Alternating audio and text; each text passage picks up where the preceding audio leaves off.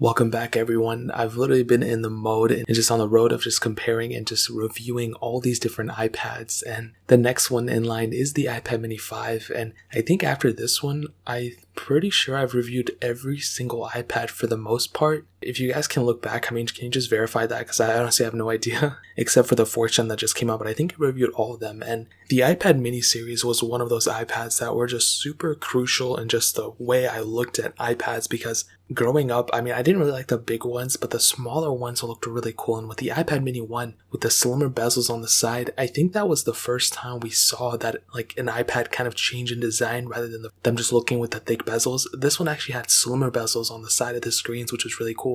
And I've reviewed the iPad mini 1, I've reviewed all the iPad minis, and definitely they all brought really cool things. And I like the whole iPad mini series. And there's reports that iPad mini 6, this one could actually be bezel-less, but we really don't know. I kind of hope that it is, but we're going to have to wait and see what happens. But this iPad did come out last year in 2019, actually in March. So it's been a little bit over a year. And I can tell you, I haven't really heard too many things about the iPad mini 5. I've heard a lot of things, not even about the iPad Air 3. The biggest one was the iPad 7th gen, the 10.2 inch one. But this one I think is still cool and it still holds a lot of value for sure. Now price wise, I think I paid about $3.99 for this one. But I'll go ahead and find the cheapest one on Amazon and link it down straight in the description below so you guys can get it from there and help support the channel at the same time. Now starting off with the front, we do have that good old 7.9 inch IPS panel. It is 1536 by 2048 and it's not a bad panel, it's not an ugly panel at all. It is a retina panel. Now it does have True Tone, which is really cool, but other than that, it's that standard same old type of iPad screen and layout that we've seen before. We do have that front-facing camera, which is really cool. We do have that home button on the front, which some people might feel a way about.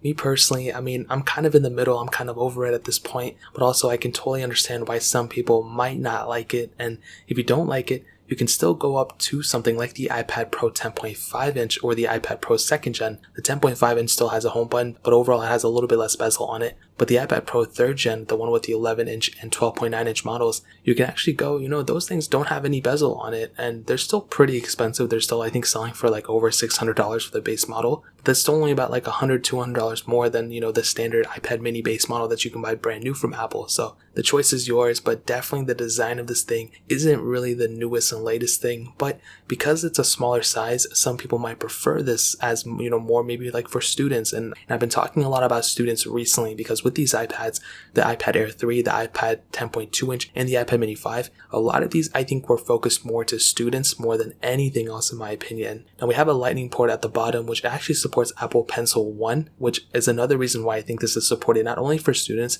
but also creatives in general, if they want to go and, like jot down notes for students, if they want to go write down notes and highlight things and all this stuff, but also for creatives if they want to draw and paint and, write up scripts and stuff like that. The Apple Pencil is really cool and I just reviewed it not like 2 months ago and I like it a lot. I think it's really cool, but definitely the iPad mini 5 I think is more geared for that type of sector than possibly anyone else, but anyone can use it obviously. On the back, the Apple logo with the standard single camera setup and, it's not the best camera setup ever, but at least it has a camera on it and they're actually pretty decent for being on a tablet. So of course with the newer iPads with the 4th gen, we have, the LiDAR sensor and stuff, but with this camera, it still gets a thumbs up in my books for sure. So in terms of the outside, that really pretty much covers it up for the most part. Now hitting on the software, this thing was released with iOS 12, which in my opinion was a great version of software. It started off with iOS 12.1.3. We are able to get iPad OS 13.4 on it. So this was the last tablet to kind of shift over from, the iPad OS series to iOS, which is really cool. So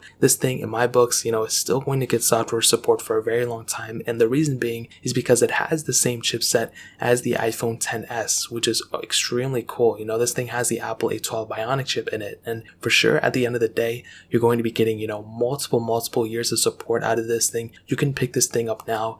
And I think it's going to end off at like iOS 16 or something like that based off my calculations, or iOS 17, I don't really remember, but it's going to be lasting for a very long time. And iPads handle, iOS and iPadOS very well. I think iPadOS, since like iOS 8 has been, better on the iPads than our iPhones, so it's more stable on the iPads, it's faster, smoother, cleaner in my opinion. Even though they're almost exactly the same thing to a lot of people, I feel like the experience is just so much better on an iPad than on an iPhone, and it shouldn't be like that. It should be exactly the same, but it is what it is. I guess you get what you pay for, even though iPhones are more expensive than iPads sometimes. But in terms of software support, you're going to be getting multiple years of support. You're going to be set. And did I say it's on iPadOS 13.4 right now? I meant it's on iPadOS 13.5 because that just came out not too long ago. So in terms of software, that pretty much covers it. It's still going to be getting support for a very long time. Now, hitting on the performance, this thing was released, like I stated, with the Apple A12 Bionic chip. It has a hexa-core CPU, and there's two different models. They both have 3 gigs of RAM,